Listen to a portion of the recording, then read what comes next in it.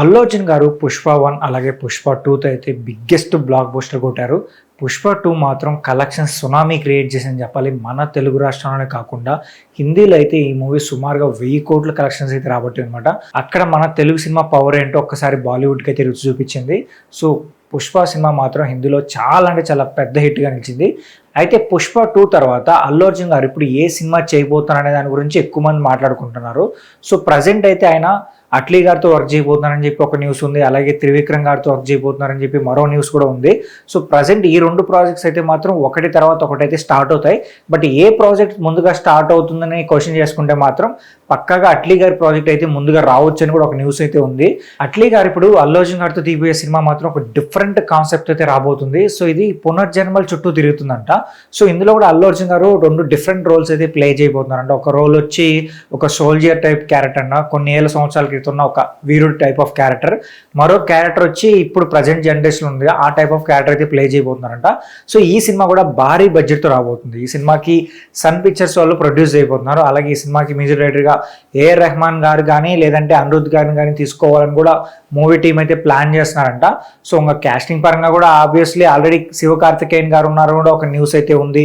So ఆయనకు కూడా కథ చెప్పారు. సో ఆయన కూడా ఈ కథకి ఓకే అని చెప్పారు కూడా తెలుస్తుంది. సో పక్కాగా క్యాస్టింగ్ ఇంకా నాకు తెలిసి భారీ క్యాస్టింగ్ అయితే తీసుకుంటారు. ఎందుకంటే అల్లు అర్జున్ గారికి 'పుష్ప 2' తర్వాత భారీ క్రేజ్ అయితే వచ్చింది. అటు బాలీవుడ్లో కూడా ఆయన సినిమాకి మంచి క్రేజ్ ఉంది కాబట్టి సో బాలీవుడ్ నుంచి కూడా ఎవరొకరినైతే తీసుకుంటారు. పక్కాగా ఈ సినిమా కూడా బిగ్గెస్ట్ హిట్ కొడుతుంది బాలీవుడ్లో. అంత క్రేజ్ ఉంటుంది అనమాట ఈ కాంబినేషన్ పైన. అయితే అల్లు అర్జున్ గారు ఇప్పుడు అట్లీ గారితో కాకుండా ఇప్పుడు త్రివిక్రమ్ గారితో తీస్తున్న సినిమా కూడా ఒక డిఫరెంట్ కాన్సెప్ట్తో రాబోతుంది. దాని గురించి కూడా నాగవంశీ గారు చాలా నెలల క్రితమే ఒక మాట అన్నారు. ఏంటంటే ఈ టైప్ ఆఫ్ జోనర్ని మీరు ఎప్పుడు చూసుండరు. సో ఒక డిఫరెంట్ జోనర్తో అయితే త్రివిక్రమ్ గారు ఈ సినిమా తీయబోతున్నారని చెప్పి ఆయన చాలా కాన్ఫిడెంట్గా చెప్పారనమాట. సో రీసెంట్గా మ్యాక్స్ కోడ్ సంబంధించిన ప్రమోషన్స్ జరిగాయి కదా, ఆ టైంలో కూడా నాగవంశీ గారు చాలా కాన్ఫిడెంట్గా చెప్తున్నారు ఈ కథ మాత్రం చాలా డిఫరెంట్గా ఉంటుంది, ఒక భారీ స్కేల్లో రాబోతుంది ఈ సినిమా. సో మీరు ఎక్స్పెక్టేషన్స్ ఎక్కడైనా పెట్టుకోండి, మీ ఎక్స్పెక్టేషన్స్ని ఈ సినిమా పక్కగా రీచ్ అవుతుందని చెప్పి ఆయన చాలా కాన్ఫిడెంట్గా చెప్తున్నారు. అలాగే ఆయన కథ గురించి కూడా చెప్తున్నారు. ఏంటంటే ఈ సినిమా కథ సంబంధించిన కొన్ని పాయింట్స్ అయితే మన పురాణాల్లో కూడా ఉన్నాయి. బట్ ఆ పాయింట్స్ గురించి పెద్దగా ఎవరికి తెలీదు.